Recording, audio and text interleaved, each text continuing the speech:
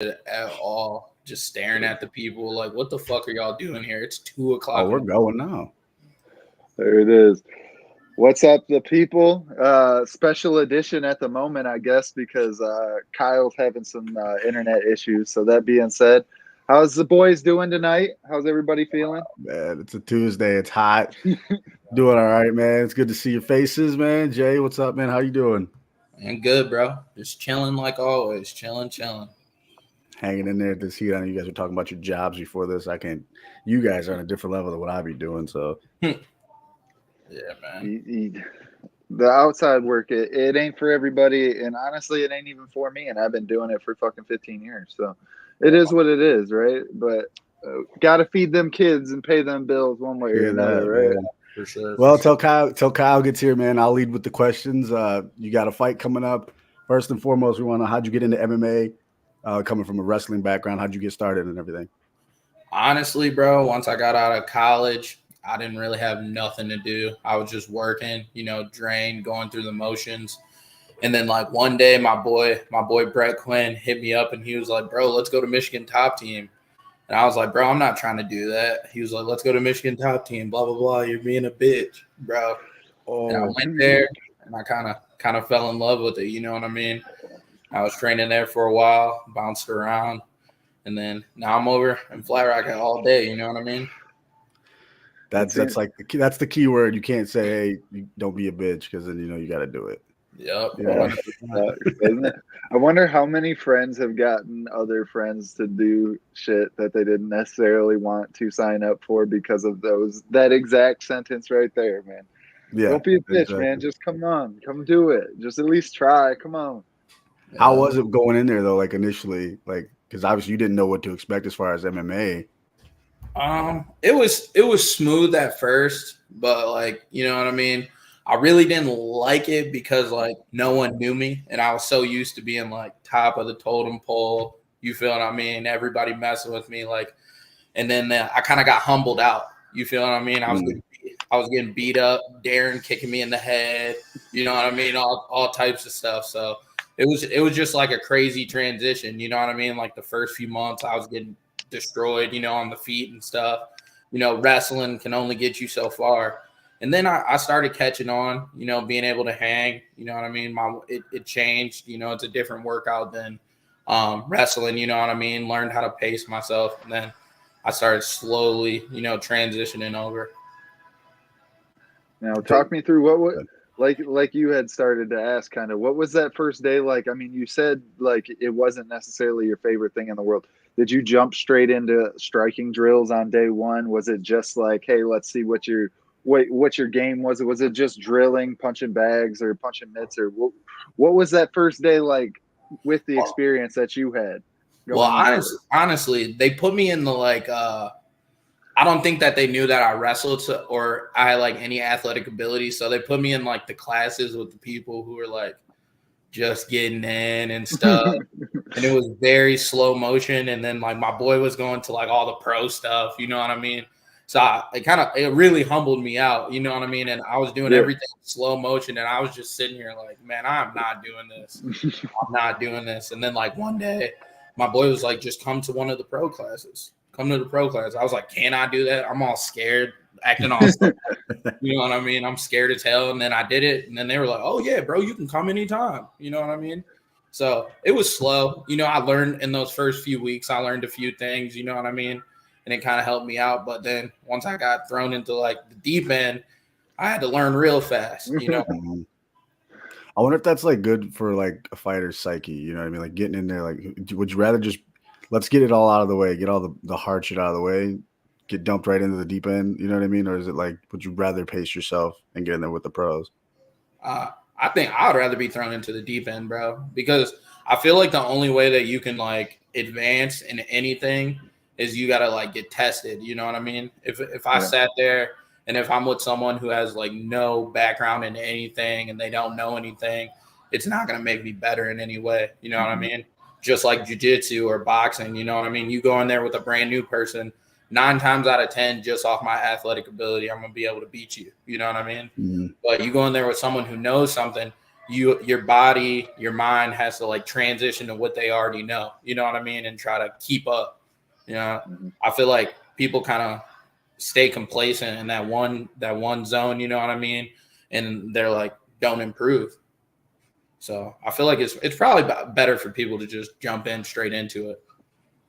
Yeah, to your point, like you were saying, I mean, it's kind of like it's already a sink or swim type of sport, right? So, of course, you're not talking about competition right now. You're talking about, practice and stuff like that. So it is kind of like you are expected almost to be sinking in the beginning. So why not put yourself through that? So that way, like you said, you can kind of figure out where your flaws are, where you're most needed to improve, where you can implement aspects of your game already to maybe, take advantage of certain things that you are already, God-given ability or whatever the case be, and just really kind of figure out them fine details to be able to really improve from that very entry point.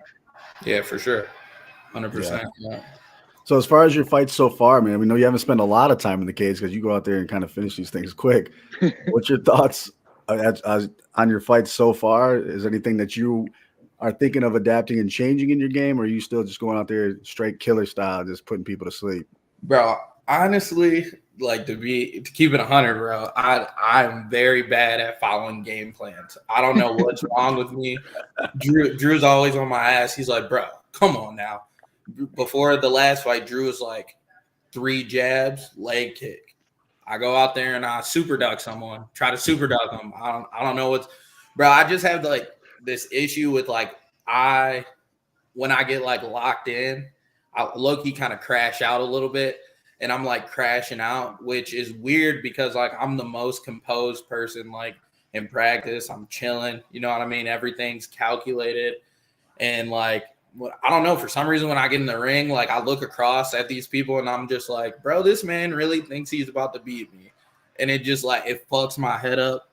And then like, I don't know, I'm getting these dudes out of here. But you got to think about like the skill gap though. It's not like these dudes are like really scrubs, no disrespect to them. You know what I mean? And like, it's just like, I'm not showing off what I really, like I'm really good at striking. Not a lot of people know that. Like I'm throwing head kicks, you know what I mean? All types of stuff. But like at this point, why do it if I don't have to? You know what I mean? Yeah, true. I don't know who pulled that. Is Kyle still running the board down there? I just seen the comment down in the chat. So we got a comment from Bruce. Can you read who it? do you plan on fighting, and do you plan on going pro soon? I think planning on fighting. I know I'm supposed to be scheduled next month to fight. I think it's like some dude named Lucas. I don't know where he trains at or whatever. But I think I'm gonna go pro. I think we got to do 5. You know what I mean? Like I said, there's not really a lot of heavyweights. And like if I got to go down to 205, I really don't want to do that. Not a lot of people know I have a little brother, a little big brother, and like he's better than me. Just letting you guys know that he's way better than me. So like. He's more in the 205 realm, and I know we would never fight, but I think I'm probably just about to ride it out at heavyweight, you know what I mean, for a little while until I go pro, until I got to, because I'm a little undersized, you know what I mean? But until then, I'm just going to ride out what I'm doing. Hopefully, after the new year, switch over to pro after I get 5 in. Yeah, I mean, we've seen a lot of success at both 205 and heavyweight with a slightly undersized wrestler in Daniel Cormier. So I think you should be all right if you're able to implement them skills in the same way. Yeah, arguably one of the best in the world, Daniel Cormier. Yeah. My problem is, dude, I can't stop losing weight. That's the issue, dude. I get down to like 235. You know what I mean? Just like chilling. And then like I'll take a few days off. I'm with the kids, eating snacks and stuff. You know what I mean? And then I'll come back at like 251, you know what I mean? And then after a week, I'm back down in the 230s. So it's just like one of those things where like it's a transition. I don't like cutting weight because I wrestle 184. I'm very bad at cutting weight. So it's just like one of those things where I gotta, I'm gonna have to like change my life around just to get down. You know what I mean? When's the last time you made 184, if you don't mind me asking? Shit, it's been a minute. To be with you. Hey, man, probably, what is it, 2024? I don't know. Probably about 5 years, 7 years. It's been a minute. That comes with age, dude. That comes with age. I would know. So that brings me to the next question, man. You know, you were training over there with the homies at All Day MMA. How did that come about? How did you get there, and why is that the right fit for you? Dude, honestly, bro, I was retired. And not a lot of people know that I met Drew when I was in high school. He kind of humbled me out my senior year at a state practice. This little scrawny little white guy comes in, you know what I mean? And he was talking to me. He was talking crazy. I went to New Boston Huron, and all these good wrestlers are there. And, you know, I'm like in my head, like, dude, I'm the best dude here, blah, blah, blah, blah, blah. And I really wasn't that good. And I was like, bro, I'm taking you down. Like, all I knew was offense, bad bottom game, decent top game. I'm like, dude, I'm taking you down. He's like, bro, you won't even touch my leg. I touched his leg, but he was low-key manhandling me. He was only like 140 pounds. And like he hit me up, I think it was like last summer, and it was like a long night. And he was like, hey, bro, do you want to do this jiu-jitsu thing? And at the time, me and my brother were training at Stars and Stripes. And he was like, you want to do this jiu-jitsu thing? I'm like, yeah, bet, bro, I'll come.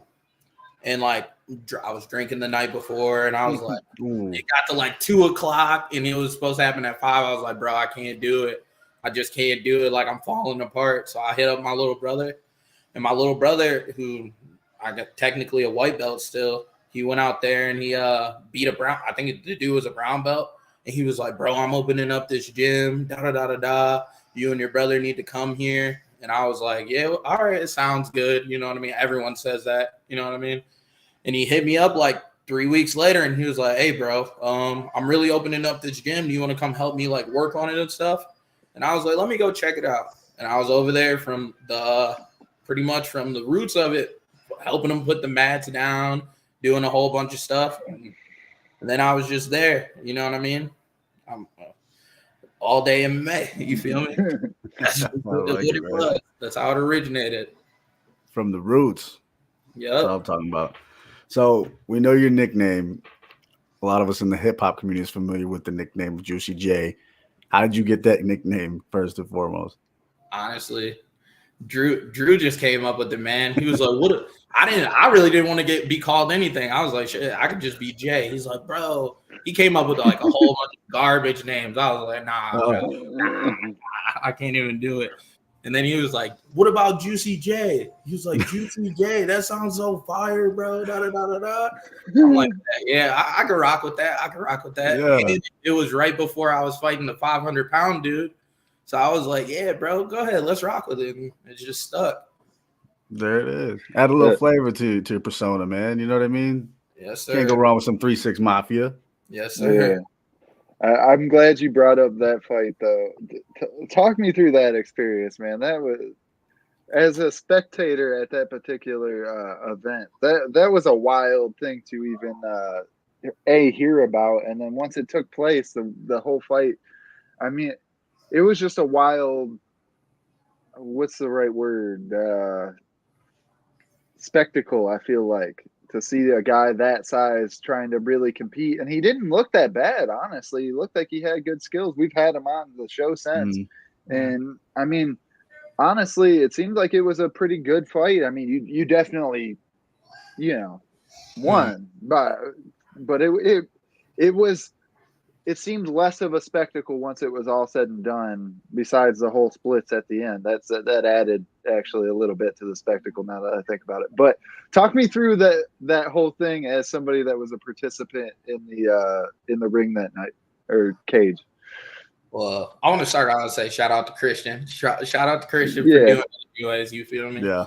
But bro, honestly, I couldn't get a fight. I was scheduled like 3 times. They kept canceling it. And then Drew was like, hey, bro, I got a fight for you. You know what I mean? And I was like, all right, bet, line it up. You know what I mean? I'm trying to get a fight off. I'm missing all this time for my kids. And he was like, yeah, the dude's like 350.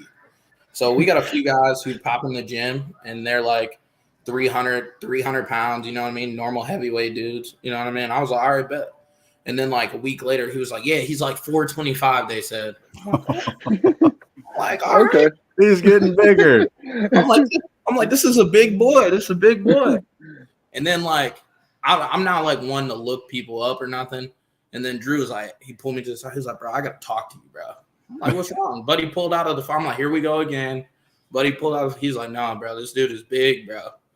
He's like, this dude is big. I'm like, what do you mean? He's like 500. I'm like, my girl's like, no. And she's like, what if you get hurt? I'm like, bro, let's get this out the way. So just being in there, I'm like, what am I about to do? I'm not about to shoot a takedown on this dude. Like, I don't want to get caught under him. I got bad knees. You feel me? I ain't gonna lie, I'm a big dude. I got bad knees. And like, I realized that it was like very simple. No disrespect to my mans. When you're that big, you can only do so much. Mm-hmm. You know what I mean? So I was just like, once Buddy gets down to the ground, it's pretty much a wrap, you know? And then like, luckily that Superman punch landed. He fell down to the ground, and it was just like, after that, it was just like, all right, we're here now. Let's get this over with. You feel me? So that Superman punch that you bring up was a highly disputed fact here on the Knockouts and 3 Counts podcast. Really? I just want to bring that up real quick. But I did too see that Superman punch that landed. I just want to bring that up for any past viewers that seen that episode. But it was disputed. That's crazy. My bad. I ain't see all that. That's what I said, honestly, to him was, you know, all right, if that's how you feel. But that being said, yeah, shout out to him for stepping up. But I mean, you could just see the talent levels look to be on different levels. And like you said, when you're that big, I mean, it really limits your mobility in general when you're on the feet, let alone once you do get down. I mean, good luck getting up fairly quickly. I mean, so right. It's not like boxing, you know. MMA is a little bit different. You got to be well-rounded on the feet and on the ground. So, you know, and in my head, Drew told me, he was like, buddy can't really do much jiu-jitsu. There's no way that you're doing jiu-jitsu that big. I mean, you could. We've seen it, you know, on the internet and stuff, but there's just like no way. So it was pretty much a locked-in situation. Once it hit the ground, it was pretty much over with. You know what I mean? Yeah. Wait, so when you signed the fight, so Drew told you he was 350? That's initially that's what we were told by the. Okay, so did he like gain this weight up until fight time? Is that what happened? I remember him saying, or somebody just being inaccurate. When he was on the show, he said he was like not. He was down, and then he was back up weight, and then he was back down weight. So he probably at one point was relatively close to what he was saying, and then they said that he lost a lot of weight. Like there was like a news article, and he used boxing to lose the weight. Yeah, and then you know how it is, bro. You fall off. You know, you start working, stop training, you fall off. You know, and gain the weight back. You know, it'd be like that sometimes. But you know, I was told 350. You know what I mean? So. You know, 350 went to five bills. You know what I mean? So it is what it is. It's a lot, especially if you're game planning for a situational fight like that for a 150-pound difference. I mean, don't get me wrong, 350 is still a big boy, but 500 compared to 350, it's a whole different fighter's game plan. You would think going into that. Yeah, 100%. Once we found out. They were like bringing in these dudes that were like 350, you know what I mean? For like 350, but they could move around, you know what I mean? You know, I had Leroy beating me up a lot, you know what I'm saying? And it was just like, you can't really replicate that. You feel what I'm saying? But you can replicate strength, but it's just no disrespect to Christian. I'm going to say this again. That's my guy. But you know what I mean? It's not like he's a Leroy or like one of these other dudes that I'm training with. You know what I mean?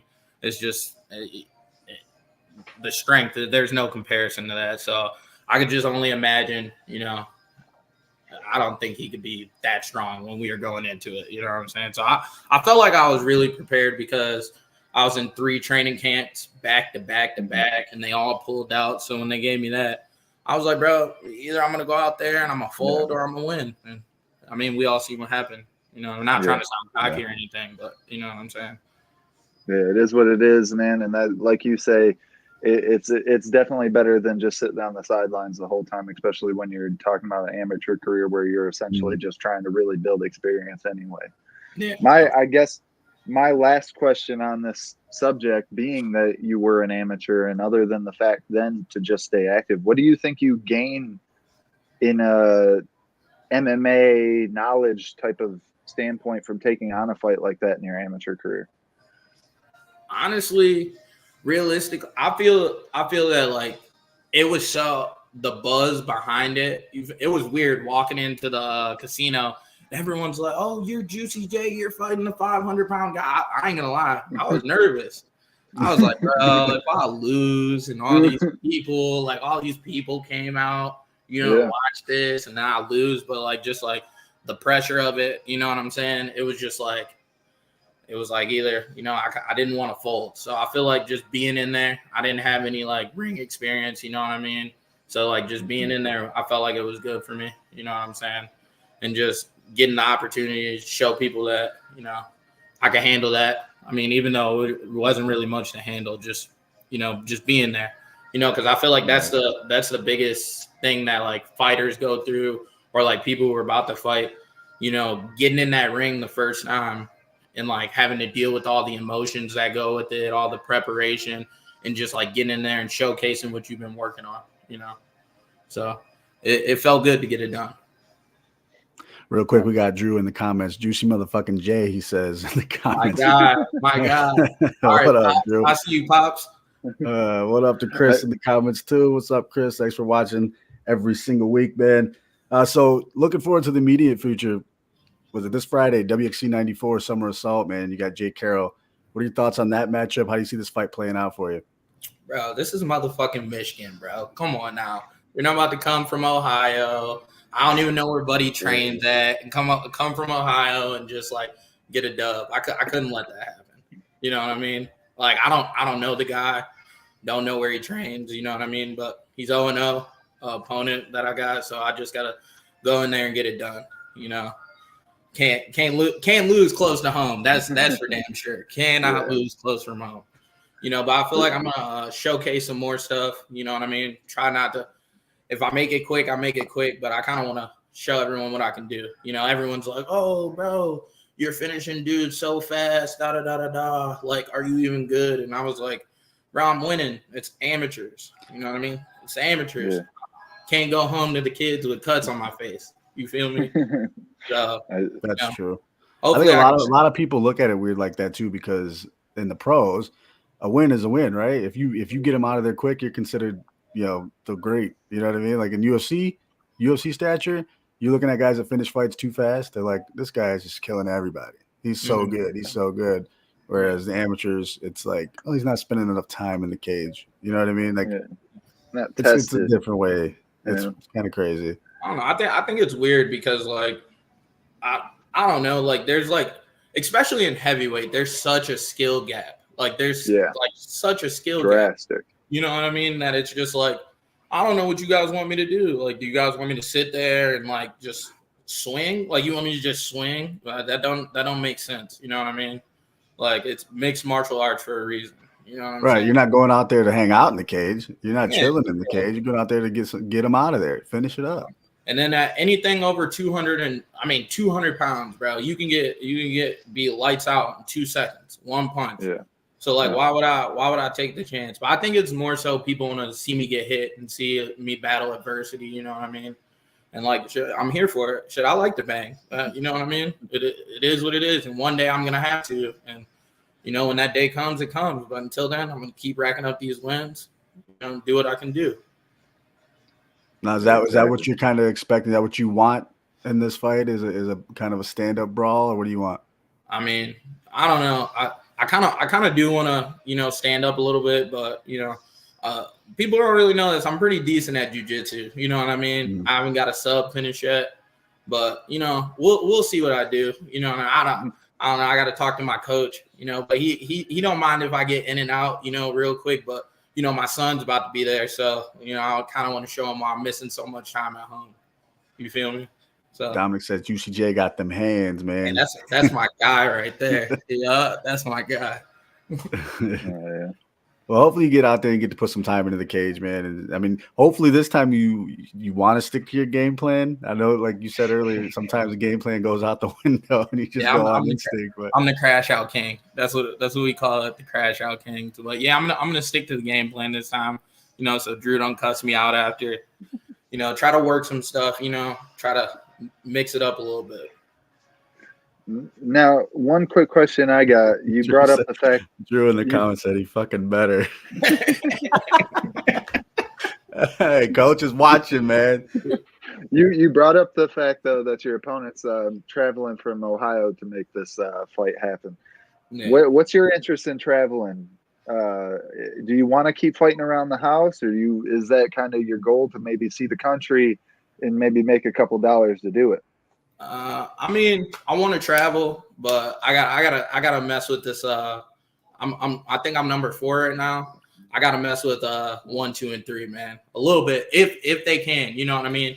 I know that we're all like spread out, and we're all scheduled. I think I'm scheduled to fight the number 2 next month at for Clip. You know what I mean? But there's not really many heavyweights, like Drew said to me all the time. Like, I'm always like, bro, I can fight. Like, I was trying to, after the last fight, I was trying to fight the next week on the lights out card. You feel what I'm saying? Yeah. But there's not that many heavyweights, so we really don't have a choice. But I'm down to travel, man. You know what I mean? Gotta fight the best. You know what I mean? I can't just stick around Michigan forever. You know what I mean? Right. Love Michigan, but I gotta get some work in. That was another question I almost forgot about, actually. I'm glad you brought up Lights Out, because that's what reminded me of it. Was I've been on Lights Out on the commentary team now roughly 4 times, and I've called a lot of these guys that are 0-1, 0-0, 1-0, and stuff like that, where you don't necessarily know where they're at in their career, and they can improve leaps and bounds, or they can just showcase a version of themselves that nobody's ever been able to see because it's all just been gym work. Does that give you any type of hesitation or anything, taking on an opponent with a 0-0 record, that there's no information really to be had other than maybe gym stories or something like that? I mean, not really, because eventually I'm not really gonna have a choice who I'm fighting. You know what I mean? This amateur stuff don't really matter. Like, the wins and losses don't matter. You know what I mean? So it's just like, if I say, oh, I'm fighting this D1 wrestler, this dude that wrestled D1, I don't want to fight him, doesn't make sense, because like it doesn't matter. You know what I mean? Right. You just need 5 to go pro. So like, why would I sit around and duck people and say I don't want to do this and I don't want to do that when I could just get the experience? It's like, what are we waiting around for? You know what I mean? Yeah. And then if you beat me, we just got to run it back in the pros. Maybe I get better. Maybe you stay stagnant. What do we gotta say no for? I guess that kind of leads us into the next question. You got another fight coming up. That's a pretty quick turn. Was it like a month turnaround?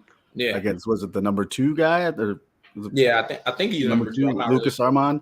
Yeah. So quick turnaround. I guess in the amateurs, quick turnarounds are kind of a good thing, right? Because like you said, you got to get to the 5-0. In the pros, it's probably a safe bet not to take the quick turnaround. But thoughts on the quick turnaround of this fight? What are you hoping to get between this fight coming up this Friday and that fight? Is there anything you're trying to engage differently? Is there anything you're trying to add to your game? This one more so, I'm just trying to, I'm trying to get the ring time, you know what I mean? Get to 3-0. That's the goal, to get the dub and get out of there. The next one is more so like a test, you know what I'm saying? I really haven't had like true competition. No disrespect to those 2 guys that I fight. I appreciate them for giving me the time. But like, Buddy's solidified. He fought the number 1. He fought what do you call it? My boy, you know what I'm saying?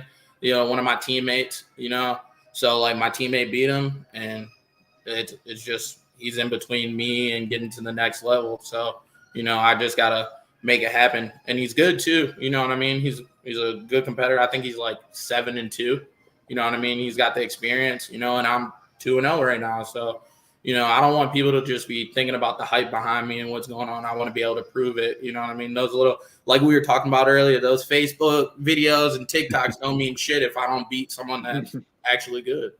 You know what I mean? Yeah, so, that's the true test. And I got to take those tests, As a man, you got to test yourself, right? So that's what I'm going to do. Feel that. Yeah. Well, he's got to test this Friday, man, against Jay Carroll. Good luck with that. We hope you get in there and get some ring time. Stick to the game plan. According to Drew, you better stick to that game plan. 100%. He said you fucking better stick to the game plan. So real quick, we got a bunch of stuff swirling around in the MMA world, but the Conor McGregor stuff to the fights coming up, the fights that just happened with Rose, the Nate Diaz Masvidal fight. You guys have seen what's come out recently about Nate Diaz and the Masvidal fight. There was a $9 million lawsuit. Corey, I know you're up on this stuff. Yeah, give me your thoughts on that stuff, man. I mean, so Kyle I was going on a trip this weekend, so I had like kind of caught up on some of the details. I missed most of the shit. I didn't even hear about the Trump shit until Sunday, so I was very behind out in the middle of the woods in Tennessee, so I did not catch up on most of anything. But that being said, once I did hear about the whole Diaz thing, I mean, it doesn't necessarily surprise me because that's what happens when you make these deals with these kind of like, I don't want to call it shady promoters, but just promoters that people don't necessarily know. And you're at this big star level, you're selling out huge venues, but yet, you know, like before this event, how many of you have heard of or used Fan Meow? You know, I've never heard of it. And then now all of a sudden it's hosting one of the biggest boxing events of the year. And to their credit, they did a really great job of selling out. I think it was the Staples Center and having a huge attendance there. I don't know if the celebrities were paid attendees or if they actually came and paid for tickets. That makes a big difference as well. But that being said, man, it is a good turnout. The event was pretty fun and stuff like that. But I agree with what I think Kyle's saying with his lack of internet right now. But that being said, yeah, man, I agree. You got to get your money in. I'm sure that's what will end up happening as long as there's not some shady underwriting in the contract that says it's got to do the X, Y, and Z or else you're not owed your money. But as long as it says that, I'm sure Nate will end up getting paid. As you should. I mean, like you said, like Kyle said, a contract's a contract. You sign your name on the dotted line for any type of contract. You are committed to that contract. That's just it, regardless of who it is. Now, the other guy may be in a lot of trouble because he's threatening to even have to file bankruptcy to pay this lawsuit. So that's on you, bro. If you can't pay it out, you should. You know what I mean? You shouldn't have had a contract sitting there. I bet Masvidal's money didn't get fucked up. I was just gonna say, what about Masvidal's money? Nobody's mentioned nothing about that. Hey, that was his boy that was the matchmaker. I ain't saying nothing on nobody, but all I'm saying is I'll bet you money that his money didn't get fucked up. And I am damn sure that Nate Diaz has the right attorneys and the right kind of money to hold up a fight in court. So that guy might be in a lot of trouble. Let me worry about getting him on the show first. Then we'll talk about you paying to be in his debt collector. Welcome back, Kyle. Welcome to the show. Yeah, fuck wow. How about that? I'll get back in the fucking ring. Let me get in the ring with somebody from WoW and I'll beat the shit out of him. Anyway. As long as I don't throw up like the last time I was at All Day, but that's a story for another time. But with that being said, the other one, Bruce already brought it up. Have we just said fuck John Jones yet or what? Because, now they're saying he beat up the drug testing guy. Beat up the USADA guy, dude. Man. I mean, don't get me wrong. We don't know exactly what happened, but all I know is one way or another, his ass keeps ending up in this stuff. And I agree with what Angela Hill said on MMA Today. The thing with it is that sticks out even more to me is the longer that this shit takes to get done, the more I think that once John Jones fights Stipe, regardless of the outcome, he's going to be done with MMA. I would think so. I would think so. The problem right now is the guy is so good. He's still pound for pound number one in the world.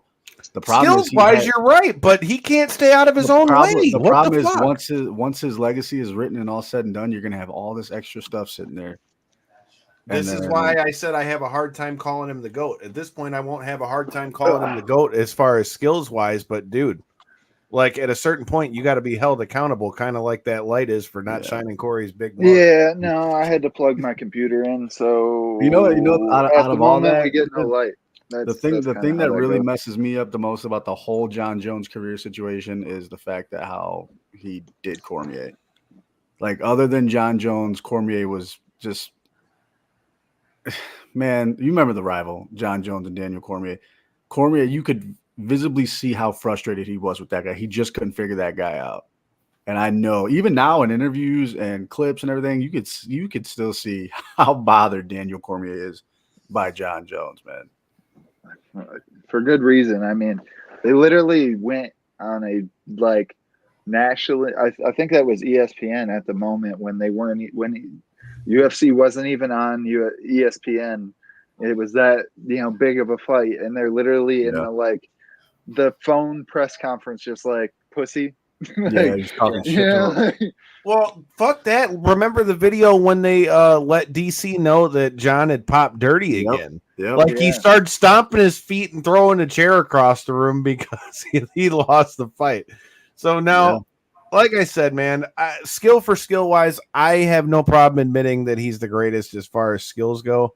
But dude, at a certain point, what the fuck? Like, I mean, I just not to mention, I mean, call me crazy, but out of all people in the UFC that should be getting randomly drug tested, I mean, John Jones is popped dirty, what, 2-3 times now? 3 times now, yeah. Like, at a certain point, you've got to almost expect it. Yeah.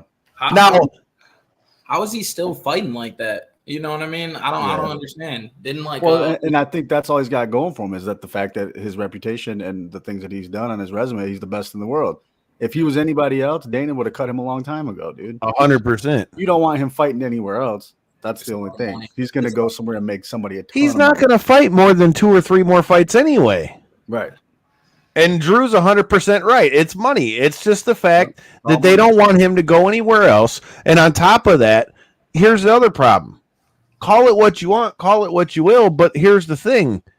If Dana White knows, like all the rest of us know, and that's that John Jones is only going to have Stipe and maybe one other fight, well, then fuck it. I'm going to milk it for all the money I can get. But what's crazy to me is the fact that, and again, all the haters that are going to say something when I make clips of this, go ahead.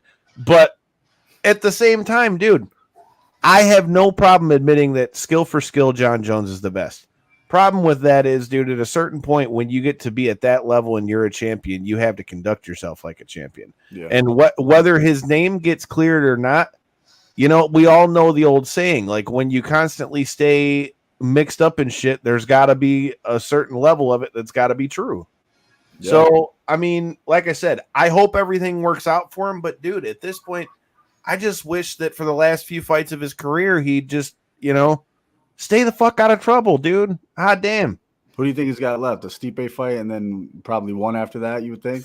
A legacy fight? Who do you think Aspinall? I don't think he really wants to fight Aspinall, to be honest. I don't think he does either.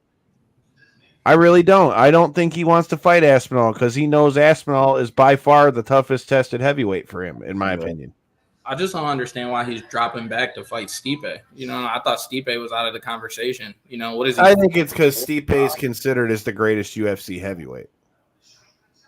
I mean, I just don't like the gap. Look, in his prime, bro, Stipe was a bad motherfucker, and this fight should have happened about 5 years ago. Yeah, that's the thing, though. Like 5 years ago, the interest was there for me. That'd have been the greatest. No, I get it, but I mean, think about it. If you're Stipe and I don't know if it was in writing or whatever, and they pretty much guaranteed that that's going to be the fight. Why the fuck would I take another fight? John Jones is the biggest fight he can make at heavyweight right now. Realistically, who else would Stipe fight that was going to make him anywhere near the amount of money he probably is going to make for this fight? True. But looking at it from the other view, why would Stipe, after all this time off, John Jones is still the most dangerous person at heavyweight? Well, if you can't beat John Jones, then what's the point to keep fighting? It don't got shit to do with money other than him getting paid at this point, because I take Stipe as somebody who doesn't seem to have thrown his money away. Right. So, I mean, he's in the same boat as, in a way, well, not quite the same circumstances, but if you really think about it, it's the same thing with Michael Chandler. Michael Chandler's what, 2-3 in the UFC or whatever it is? And you've got the opportunity to fight Conor McGregor where you're gonna make more money in one fight than you will in all of them, fuck that. Take the money. And if you're Stipe, you're already considered as the greatest heavyweight in UFC history. So if they pretty much are telling me if I go to fight if I want to fight John Jones, that's a fight that they're going to make. Why would I go fight 3 guys to get a title shot if they're giving me one? Right. I'm just saying. Legacy-wise, I'll take the title shot and take the money. Stipe has one left, but if I'm Stipe at this time, I'm starting to think like, what do I need to prove? Why do I need to fight a tainted? Sure, but if you're going to go out, why not go out against the best? I don't think he cares about that part right now. If I'm Stipe, I'm starting to look at it as like, okay, is this guy really who I need to beat to be the best? I don't think so, because look at his legacy. Completely tarnished at this point. Why do I care? And like you said, Stipe's not hurting for the money. If anything, I think it's just a matter of Stipe wants, like you said, for the love of the game. That's just, it's got to be it. It's just got to be it. Dude, like I said, if you're going to go out against the best. It's that simple. And I ain't mad at you because go get your fucking bag and then go back to fighting fires. I'm with Firefighter, yeah. You know, I mean, me and Drew's coach, Big Don, helped Stipe get ready for multiple of his title defenses. He was out there in Ohio training with them at Strong Style and stuff like that. I've never heard nothing but good things when it comes to Stipe Miocic. So at the end of the day, I mean, and Jay, I'm sure you'd agree with this, even though you're young in your career. But I mean, ultimately, all of us that have ever stepped in a ring or on a mat or in a cage or whatever the case is, you know, if you choose to do this as a profession, which clearly he did, I mean, you're fighting to win world titles and you're fighting to build yourself a legacy. And if my goal is to get in the cage and build yourself a legacy and try to win a world title, if this is going to be my last fight, which ultimately I would imagine it's probably going to be, well, then why the fuck not go out in a blaze of glory? That's all I'm saying. Right. That's why you see them guys on a little retirement. They do their last few retirement fights and they try to fight somebody. And think about what you just said, a retirement run. He said, fuck it, I'm going for the big con. And then think about this. What if John Jones fucks around and slips on a banana peel? And you're Stipe Miocic, and you can go back and win the belt and go out on that, knowing that you're the last motherfucker to beat Francis Ngannou. John Jones can't ever say that. My thing is, I just don't understand the whole how that goes. You know what I mean? Because they got an interim champ right now. You know what I mean? It's bullshit because John Jones don't want to fight him. Come on, we skipped that. You know what I mean? I remember Dana saying, he was like, "We have an interim champ and we got to get the belts together." You feel what I'm saying? So it just. I think that's when they wanted to get together. Although, again, as a fan of Stipe, I feel like if anybody's deserved gotten the right to fight for the title when he comes back, I feel like he's done that. But again, it just shows that Dana does that how Dana wants to do that. I mean, yeah, ultimately, playground, bro. Right. We all know how this works. I mean, unfortunately, and then the thing is, time doesn't wait for nobody. Eventually, whether it's John Jones, whether it's Stipe, whether it's whoever's the next interim title challenger, shit. If Tom Aspinall goes in there in a couple weeks and beats up Curtis Blades, I mean, I don't think John Jones wants any of Tom Aspinall, dude. I mean, look, like you said, I mean, especially what's the they've been throwing around this fight with Poatan. Now, I don't know about him going up to heavyweight, but I mean, I think John Jones is just trying to get on the legacy train. He knows that Tom Aspinall is that young, hungry buck that's trying to come up and take his spot. I don't know if he takes that fight. I'm not saying that I'm mad at a Poatan fight either, because I'd just like to see what would happen. But I just want to see what would happen. But ultimately, John Jones is the one that holds all the cards, even if you are Stipe Miocic, and that's just the long and short of it. Do you really think he doesn't want to fight him? We seen what he did to what's his face, Cyril Game or whatever. Yeah, but look what Tom Aspinall did to him. Yeah. I guess that is true. Tom Aspinall beat the dog shit out of Cyril Khan, dude. Yeah. And made it look easy. So I mean, the reason I say I and I'm not saying that in like a he's scared of Tom Aspinall thing. That's not what I'm saying. I don't think he wants that fight because, like J-Bone just said about Stipe, I think he knows he's only got 2 or 3 more fights left. So if I'm only going to fight 2 or 3 more fights, I want to fight I want to fight Stipe because Stipe is who everybody considers is the greatest UFC heavyweight. And then if I can go out in a blaze of glory, especially now that I bulked up, let me go fight Poatan, who's the new hot flame real quick. If he can knock him out, then he can just get out the way without fighting Aspinall. Now Drew's chiming in too. He said he doesn't think that Aspinall's ready for Jones yet. Okay, Drew, well, let me ask you this, though. What happens if he goes in and smashes Curtis Blades? Then what? Because there's nobody else over top of Curtis Blade. Yeah, that's literally like, I mean, honestly, that's the determining factor, I guess, is really once Aspinall, if he does kind of run through Blades, which I kind of think he will, just with what we've seen with that. Blades better not try to strike with him. Well, honestly, look at what Gelton Almeida was able to do in the grappling department against Curtis Blades. I mean, other than the fact that he just kind of held on to the legs for too long and ate a bunch of elbows that Blades really took too long to even start to implement, that whole fight would have played out differently. So that being said, man, people forget that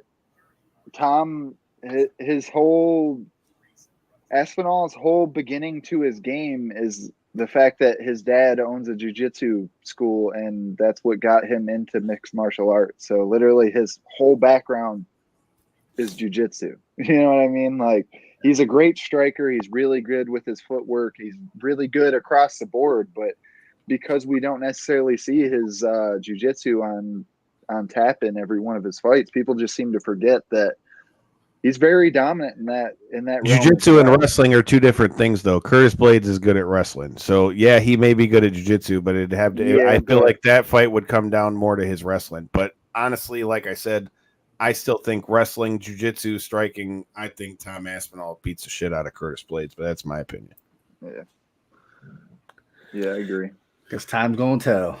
I'm looking forward to fights. With that being said, shout out to Thursday's guest, Miranda Maverick, as she steps back in the cage this weekend for the UFC as she takes on Dion Barbosa, trying to make a statement win over there.